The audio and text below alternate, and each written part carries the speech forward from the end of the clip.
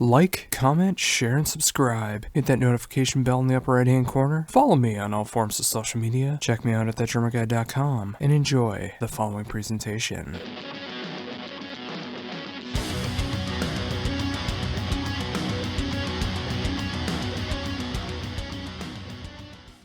Hey Josh, how you doing? I'm doing great. How are you doing? I'm very good, very good. Let me just find my sweet spot. From experience of doing this for the past 2 or 3 years, there is one definitive sweet spot in my house which works, which is in my son house out the back, which is currently pissing down with rain, freezing cold. So there we are. I've got you now. You can hear me. I can hear you. I've got beer. We're all good. And you're my first American interview so far for this album. That's good. Oh, awesome. You get the fresh perspective. So whereabouts you calling me from? I'm from Minnesota. Minnesota. Very good. Well, awesome. Well, again, thank you very much for taking the time to be able to do this interview, being a longtime fan of your work and now being a huge fan of what you do in Memoriam. It's great to be able to talk about this brand new album, Requiem for Mankind, coming out next Friday through Nuclear Blast. Excellent. Yes, absolutely. Yeah, it's been a good. Well, we've been doing this for 30 odd years, so it's great to still be able to have the opportunity to be doing this and enjoying it and having a good time with some good friends and enjoying it for what it is. You know, what we've achieved with Memoriam over the past 3 years of our existence has been phenomenal. And we're just having a good time doing it, and that's what it's all about.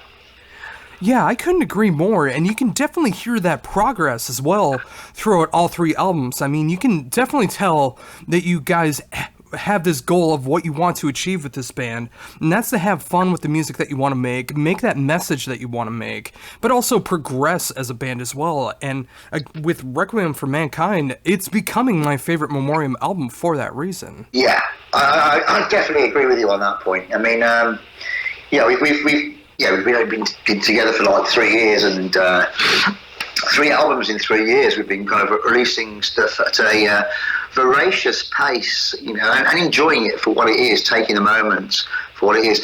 What we're trying to do with Memoriam is trying to, you know, the initial what we set out to do was to kind of just create some fun, have just some joy in our lives. Yeah, we all kind of like started the band initially from a pretty dark place following the loss of Martin and the end of Boltflow for me. So I was, you know, kind of like, you know, set with a few, you know, questions and thought, well, what do I want to do, you know, at this point in my life? And, you know, it makes you take stock when you experience things like that. It just makes you take stock of your own mortality and your own existence. And you know, the one thing that really kind of like drove me onwards was that I wanted to have some fun. You know, I wanted to kind of recreate those feelings of joy and creativity that were there when we very first started out doing bands back in the late 80s, in 86, 87 when we first started doing this. So really Memoriam was a little kind of like a way of trying to have some fun with some friends,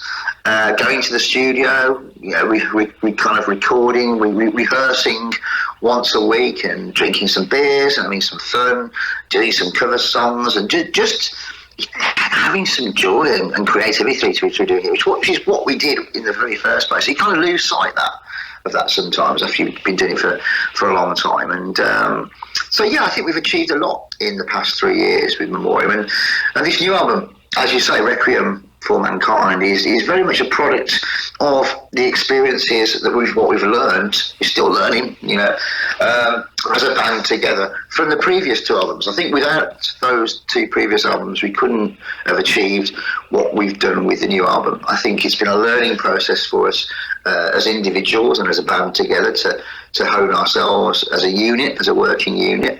And yeah, we've experienced and practiced and kind of like experimented to a certain extent to try and find that definitive Memoriam sound. And I think definitely on this 3rd album we've achieved that, you know, tenfold.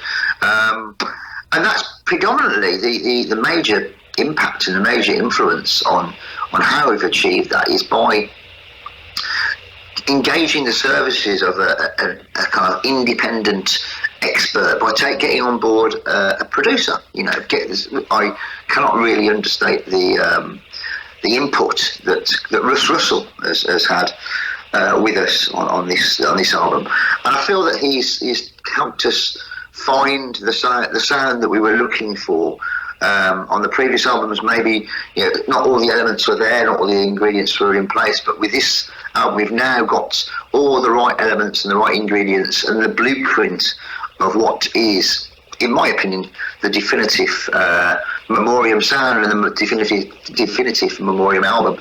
So yeah, and that's purely down to the production values that's been enhanced the sound. We've got that big, epic kind of sound, which is really what we've been searching for over the past 2 or 3 years, and now we found it. Yeah, and I was going to say that was one of my favorite aspects of the album as well. I mean, obviously the songwriting, your vocals, the overall feel of the albums are so important, but the production on this album just feels so perfect and so natural for what Memoriam is trying to achieve, and it makes everyone shine because of how great the production is. Yeah, absolutely. I mean, to be brutally honest, I don't think anything's really changed in the way that we create songs or the way that we deliver the songs when we're recording. That hasn't really changed in any respect from the first or the second album or the third album. But what is the major difference is the fact that when we were writing these songs for the new album, at the very early stage, at the very embryonic stage of the songwriting process, we were firing the songs over to Russ in their very rough format. So he had a really clear idea of what we were trying to achieve. And he worked with the songs, and we worked them through and thought them through, and had a really clear perspective and idea of what he wanted to do, which is very much aligned to what we wanted to do as well. So when we actually went to record the album in February 2019, it was a very smooth and easy process because he knew what he wanted to achieve with the songs and what he wanted to add to them to pull them together.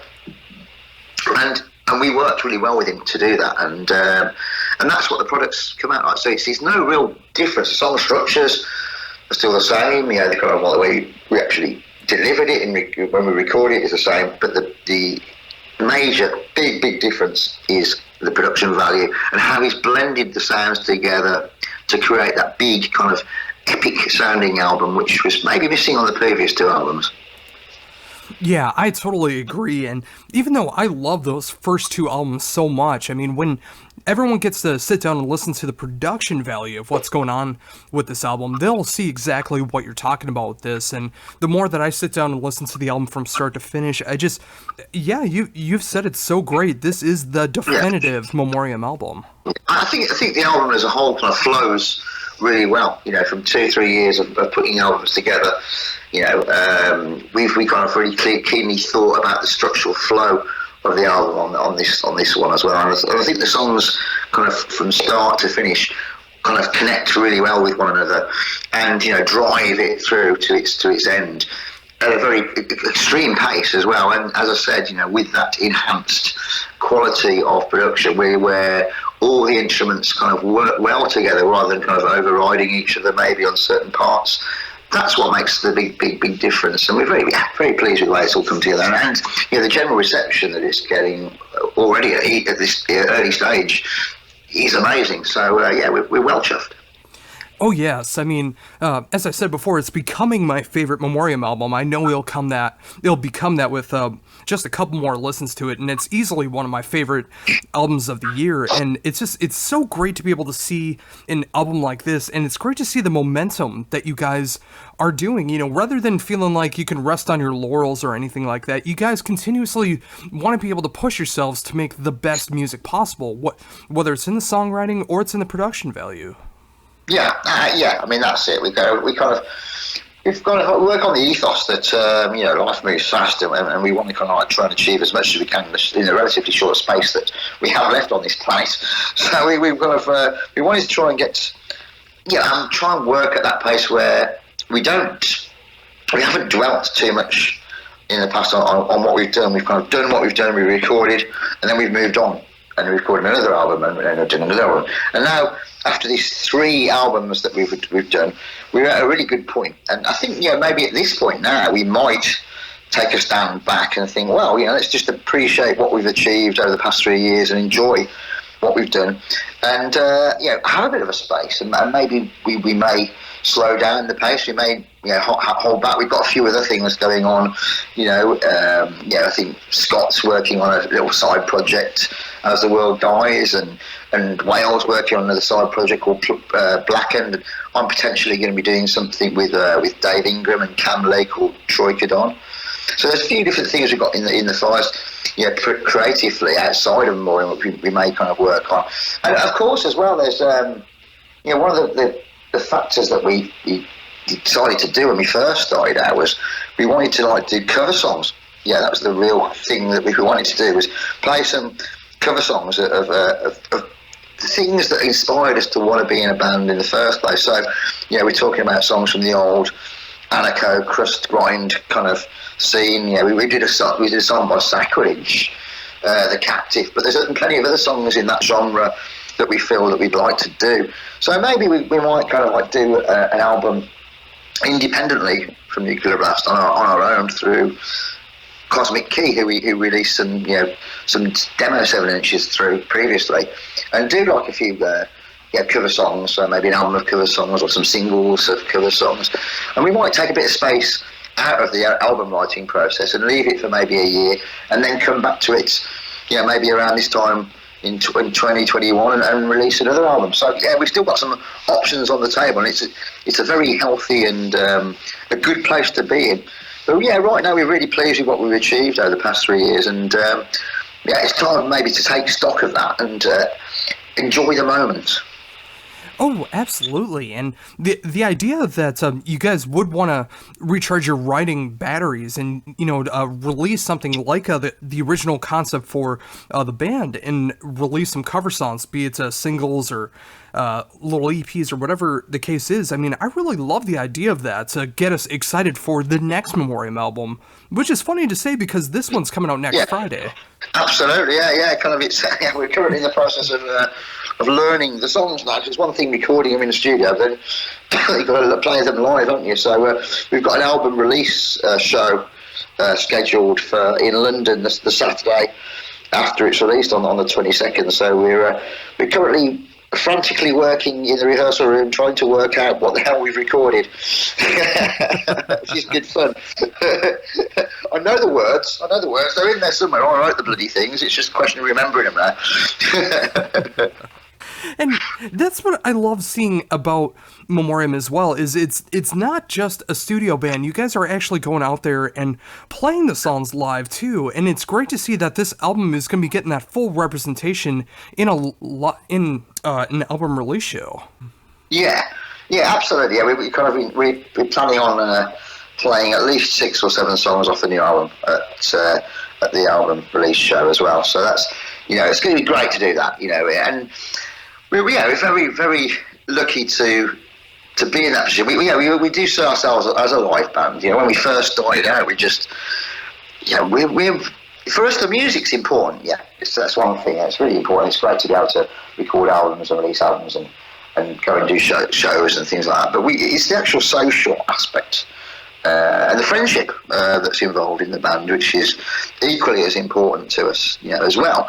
So it's having the opportunity at this point, 30 odd years into the music scene and career, to play some music with your kind of your best mates and have a good time and good fun doing it. It's incredible. We feel very very lucky and very privileged to be able to do this. If you'd asked me 30 years ago if I'd be doing this still, at that point, I'd have probably laughed at you. So there's no way that I'd be doing that. And here we are, 30 odd years down the years. I'm 52, and we're still doing it. I'm still having a great time. More so in many ways than ever, because the actual chemistry between me and Whale and Frank and Scott is really good, and I think that comes across really quite clearly when we play live. There's a kind of element of sincerity in what we do, and it is as I've said many times, it is a celebration of life through old school death metal. Many of the people in the audience that come to see us have kind of grown up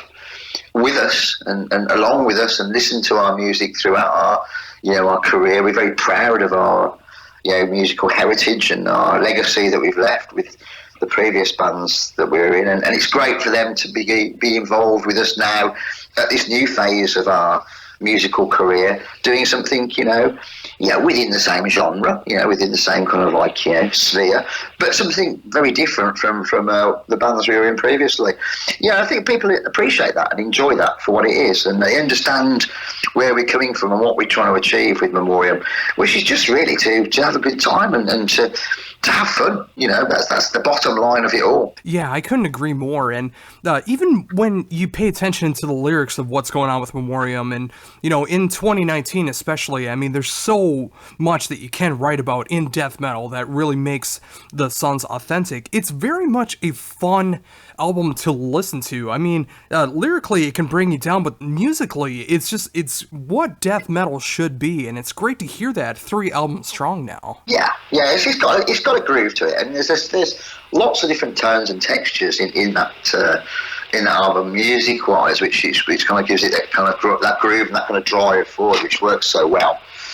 But the lyrics as well. I'm very, very lucky to be able to write about quite a wide open sphere of different things that I think are important in life. I've had a history and a tradition and expectation in many ways of writing lyrics predominantly about war. That's what I've done with Bolthrow for 30 odd years, and with Memoriam it's great. I still continue that tradition. It's part of me as a person, as a songwriter, and writing lyrics about that issue and that topic will always be there. On the new album there's a couple of songs which are directly war related themed album, lyrical matter.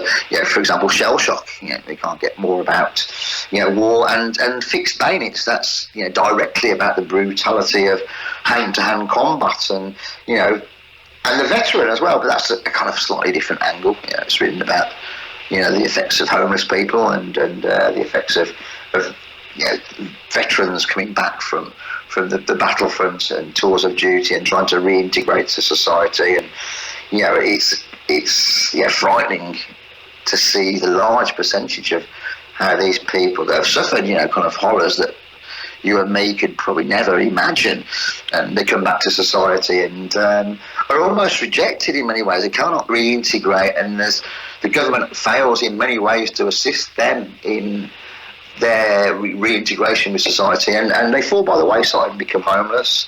A large percentage commit suicide, and it's really sad to see that. So that song, The Veteran in particular, was quite a difficult song to write. To write a song that was kind of sympathetic to that cause without being patronising in any way, and really it formulated the Veteran song.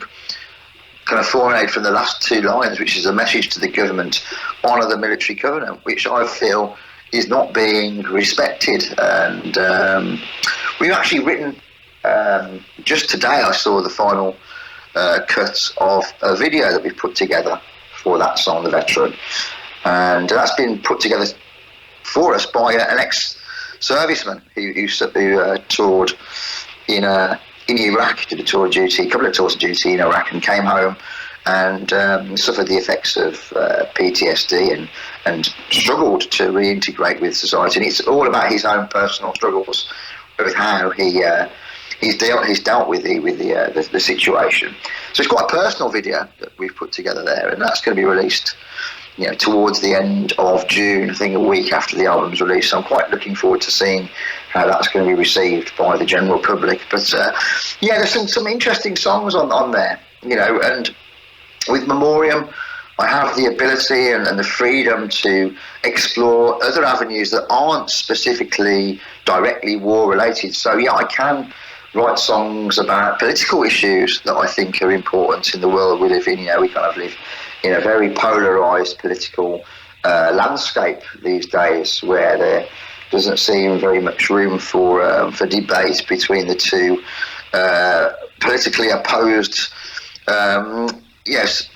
dialogues. There's a right wing that seems to be resurging and gaining strength with the likes of Mr. Donald Trump in charge in your country, and the right wing media controlling a lot of press releases, and here in the UK as well, we've got issues such as withdrawal from the European Union, Brexit, which has caused a lot of division within our nation. And there's a song on the album "Refuse to Be Led," which directly relates to the disunited kingdom and United States. The way that the nation has been ripped apart and any form of unity is no longer there.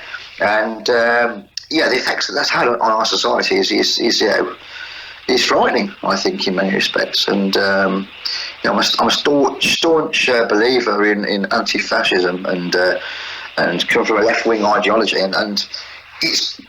I feel it's in many respects with the world that we live in. Requiem for Mankind is a statement of where we're at this point in the journey of the history of mankind. Maybe it's always been there, but right now, politically, socially, economically, environmentally, it seems to be a breaking point. And I feel that it's my point to say something and make a stand and stand up and as a creative artist, I think that if I didn't do that, I'd be doing myself a massive injustice. And by not saying something or by burying my head in the sand, you almost become part of the problem. I feel kind of that it's my place to actually get up and say something about it and get on my political soapbox occasionally and make a stand against things that I feel are wrong with the world that we live in. And but alongside that, there's lots of songs about hope. I think there is a good hope for the future. There are songs on the album which are about strength and kind of surviving and getting on with your life, which I think, and going through the experiences of everyday life that we all go through, and the hardship and the pain and the suffering and loss which we all experience in our lives, and dealing with that and coming out of that a stronger person. Songs like Never the Victim and Undefeated are very good examples of that kind of that kind of thematic which drives throughout the lyrics of my on the new album. There we go. I've talked quite a lot there. No, but I love that, though. I mean, it covered so much ground in what I was so interested in about the album. I mean, be it something like The Veteran, be it something like Undefeated, be it something like Refuse to Be Led. I mean, there's so many different directions that are going on with this album, and like you said, it's great that you are able to explore all these different directions lyrically with Memoriam, and that's what I love so much about how much attention Bleed the Same got last year with how politically driven the video and the lyrics were. And I'm glad to see that discussion from Memoriam's side was able to come through with that. It's stuff that I very much believe in as well, very much of the left-wing agenda myself, and it's great to see that you're taking that power with you, and you're able to show it off in different ways with Memoriam. Yeah, I'm quite willing to put myself, on the parapet there and stand up for the ideals that I believe in. I think it's really important to be able to do that. Some people, come up with that line, well, keep politics out of music. Well, that's bullshit to me. The tradition and heritage of music that I'm influenced by from the late 80s. Mid 80s. I'm saying the anarcho-crust punk scene, crass, all that kind of amoebics was very politically charged. So I think it's quite natural for me to write kind of like songs that are kind of got kind of a political meaning to them. Maybe with Bartler over the years, there was a kind of like underlying subverted kind of political message in there. And people could interpret songs how they wanted in many different ways. But I've got that ability right now, at this point, to be a little bit more overt in my political opinion. I don't expect people to agree with me. I don't want everyone to agree with me. But I think it's only right to make a stand against the things that I feel are wrong with this world, and that includes the horrific rise of racism, fascism, nationalism, so-called patriotism, and that whole right-wing agenda, which seems to be fueling a culture of fear and hatred of things that are different, And for me, the world is a great place and made up of difference. Without that difference, the world would be a very dull and uninteresting place to live in. You know, it's the cultural difference that makes the world what it is and makes it a colourful and exciting place to live in. And you know, I will protect that and stand up for it in any way, you know, that I can do. And if it means wearing an Antifa t-shirt and pissing off some rednecks, then so be it. I absolutely love it. Oh, fantastic. And, you know, with that as well, I mean, you know, especially like in the 70s and 80s, like you mentioned with the crust punk, a lot of the UK punk bands, you know, there was so much of that politically driven music, especially from the UK, that really was just like trying to get that political feel that's going on there.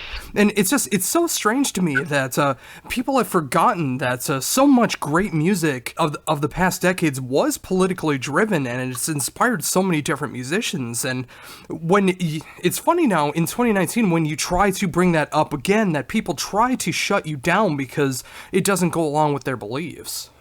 Yeah, absolutely. Yeah, I think we've been, you know, to a certain extent, you know, with the impact of 20 or 30 years of consecutive kind of like you know, like middle to right wing kind of like political parties, we've almost been on the rampant rise of, you know, consumerism and you know, capitalism.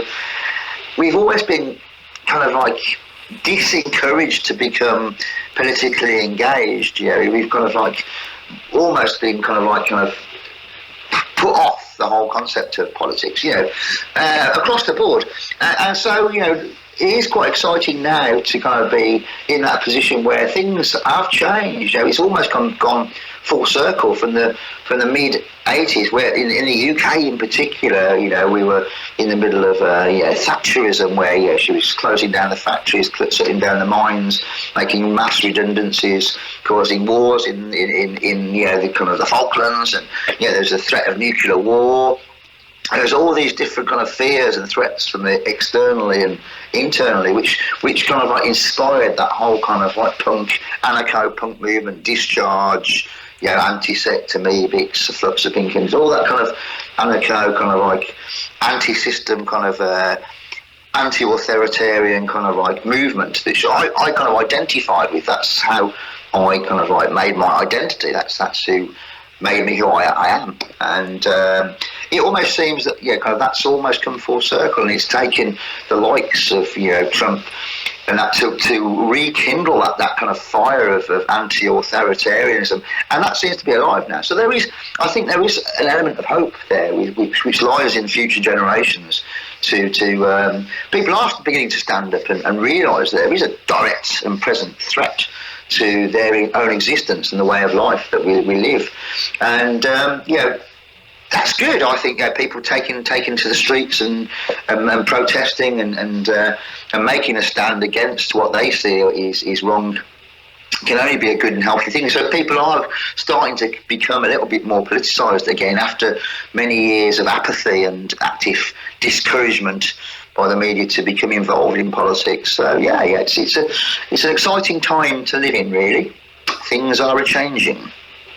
Oh, definitely agreed. And when you have amazing bands like Memoriam and what you do with your lyrics and so many different avenues that you are able to explore with your lyrics, and when you do focus on the political sides, the political songs on the album, when you're able to help inspire that change, there might be someone who's listening to Memoriam, hears those lyrics, and at least gets the discussion going, if not fully changes a person's mind. I think that can only be a good thing to talk about those politics, see what's right, see what's wrong, and if nothing else, just try to make the world a more civilized place.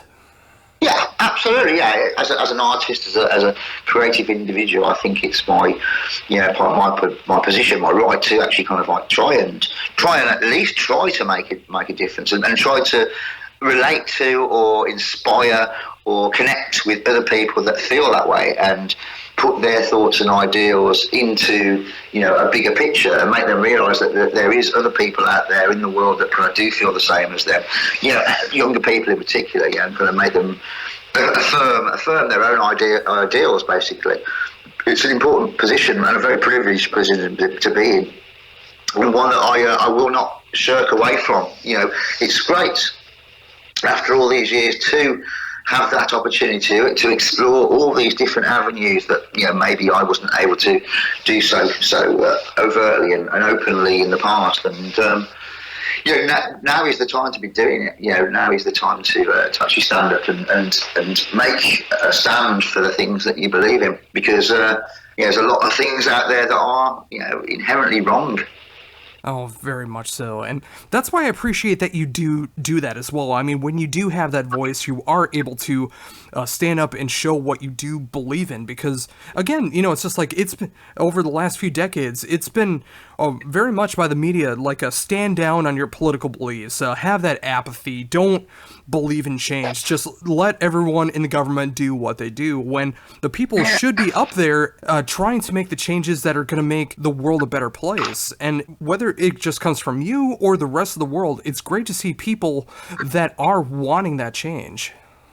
Yeah, absolutely. Yeah, because rather than kind of trying to maintain the status quo by buying a, you know, a better car, a bigger house, a better television, whatever, you know, kind of, that's what we've been actively kind of like encouraged to do through 20, 30 years of consumerism. Yeah, we're all kind of like part of that. We can't escape it. But you know, with the kind of like polemics, the dichotomy out there that that's arisen, and the kind of like the actual massive polarization of people's ideology, you know, the right and the left is so far, you know, kind of, there's a massive gap there, and it has just totally divided the nation. It's divided America, it's divided the UK, and I think, you know, you can apply that to the vast majority of nations across the world. You know, it's a global disease which is fueled really by the media and their kind of portrayal of and fear, ultimately, of difference, you know, and trying to apportion blame on terror, international terror and things like that, by blaming a whole nation and religion for the acts of individuals, you know, kind of like this anti-Islamophobia and anti-Muslim kind of mentality. You know, is what's driving a lot of it, you know, and, you know, I know some Muslims that are the kind of some of the nicest human beings I've ever met in the planet, and you know, ultimately they are the people that are suffering the most from the acts of, you know, individuals amongst their society. So yeah, it's a very difficult situation, but you know, something that you can't simplify. And something that's not going to be solved overnight, but, you know, by people getting actively involved and standing up for what they believe is right and trying to create a sense of unity, rather than, you know, building walls and creating more spaces in prisons, you know, trying to embrace difference and trying to engage with other people from different cultures and trying to understand people. That's what makes a real difference in life, and that's what makes everything work well, is that acceptance of difference and embracing, you know, people from other cultures. That's what works for me, and that's something that it seems to the whole world seems to be stepping away from. You know, in the UK here, our departure from the European Union, you know, a union that's worked for over 100 years and created stability within our borders, you know, which just hasn't happened before in history, and create a relatively strong trading bloc in the world, is in the process of being dismantled, all through the culture of fear, basically. And I find that frightening. So yeah, I'm quite proud to be able to stand up and say what I feel is wrong, and I think it's my position to do so. Oh, I couldn't agree more. And again, I'm so happy that you do have that platform to be able to do that. Yeah, I mean, I don't know if everyone's listening, but it keeps me happy. So with that in mind, just changing things up a little bit, you mentioned before that some of the other guys in the band have various projects and bands that they're working on outside of Memoriam. What are you doing now after the release of this upcoming album? Yeah, I think really at this point I'm taking stock of where we're at and pondering on which direction we want to go in. So, yeah, as I mentioned before, we got the idea of maybe doing this this covers album, which I think, or releasing a series of singles through an independent company doing it ourselves. Cosmic Key will probably be the choice. We have got another album on the table, another extension to our contract through Nuclear Blast, so that will be on the cards maybe next year or the year after. Yeah, so there's some options there. But also, you know, I've been offered the chance to work with you know, a good friend of mine, Dave Ingram, who you know, used to sing when I left Baltimore. He took over my position, and you know, he used to be in Benediction, been in lots of other bands as well successfully. He's a good old friend of mine, along with Cam Lee, and we're kind of working on doing a tri-vocal kind of band called Troikadon, which could be quite an interesting little project. So that's on the cards, something to work on as well. But there's plenty of ideas that are knocking. And of course, you know, I get offered, you know, offered to do vocals on bands' albums virtually every other week, you know. So which I generally tend to turn down because I don't want to end up being a vocal whore. But yeah, there's one or two interesting kind of offers that I've had with regards to that, which I might take up as well. But yeah, I think we're just in a really good place with Memoriam right now to now that we've got to that point after 3 years, and we've finally maybe broken clear of the chains and the shadows of our former bands, and we've finally kind of defined who we are as a band, and you know, got to that point that we can take stock of where we're at and enjoy this moment for what it is, and just go out there and do some shows. We're never a band that's going to hop on a tour bus and go on tour for 6 to 8 weeks. Yeah, we're not a touring band. We never consider ourselves a touring band. We've got jobs. I've got young children. I've got a mother with Alzheimer's. We've got responsibilities outside of Memoriam. So, you know, we're never going to be a band that goes on tour for extended periods of time. We've done that in the past, and it was great. You know, it's great. But at this point in my life, that really does not hold any real kind of charm to me. The concept of playing Indianapolis on a Tuesday night to 30 people really doesn't hold any interest to me. So what we tend to do is just do things on our own terms. We get offered lots of stuff, you know, but we tend to turn down quite a lot of it because we want to do it on our own terms. So we enjoy it, you know. So we do gigs at weekends. We're quite busy in that respect. We do gigs maybe every other weekend. So we do, you know, 4-5 shows a month, which keeps us active. It's a nice escape from the normalities of everyday life, the responsibilities of being a father, a worker, you know. It makes being in Memoriam that bit more special, you know, for us. Doing shows at weekends, I only ever go to shows at weekends. You know, during the week, you know, I'm busy. I've got things to do, so it's very rarely I'll go to see a show during a weekday. As per, I think, a lot of people that follow us as well. We've got to that point in our lives where weekends is when we go out, so it works for us. So we do shows at weekends, and we have a great time doing that, and we'll continue doing that. So as long as we are wanted by the general public. Yeah, and I love that too. I mean, even though I would love to be able to see Memoriam play in Minnesota on a random Tuesday night with a very small crowd of people, I completely understand where you guys are coming from, and I love the fact that you'd rather have quality shows rather than a quantity of shows. You want to make sure those live shows are going to be something to remember, you know, make them the best that you possibly can, do them on weekends when the most amount of people are going to be there, and all of you can have fun at the same time. That's it. Yeah, that's it. We're not doing this to generate an income. We're doing it because we enjoy doing it. You know, that's the fun factor of what we're doing. The enjoyment, the pleasure we get out of doing it is the key driving motivator of why we're doing it. You know, if we were doing this to earn a living, then we probably picked the wrong career choice, basically. You know, we're not prepared. Yeah, some bands do it, and that's fine. You know, that's good. That's the way they do.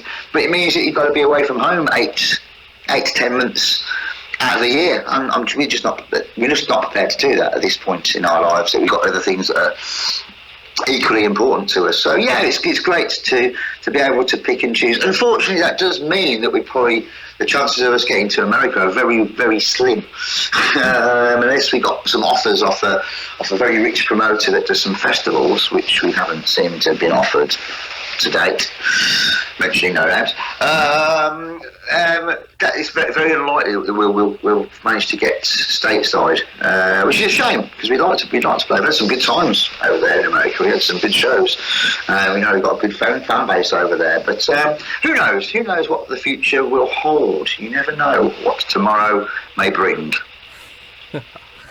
Yeah, and I think with that, I think that's an amazing note to end on. And once again, thank you so very much for taking the time to do this interview. It was a tremendous honor to be able to talk to you, being a gigantic fan of your work in the past, and now being able to talk about Memoriam in such a great light, and being able to talk about this brand new album, Requiem for Mankind, coming out next Friday through Nuclear Blast. I absolutely love this album. It's one of my favorite albums of the year, and I hope when everyone else gets the chance to check it out next Friday that they're going to be feeling the same way. And this was just an amazing conversation, and it was great to be able to talk to you about it.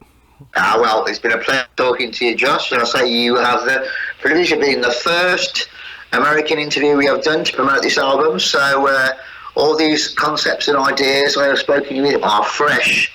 So that's good. And thank you for your time. And yeah, I'd like to say thanks to all the people over there that have supported us throughout 30 years of doing this. And without your support, and we're very aware that we wouldn't be in this position to be able to do that. So many thanks to everyone that supported us throughout the years. And hopefully, who knows, at some point in the future, we may even get to meet you.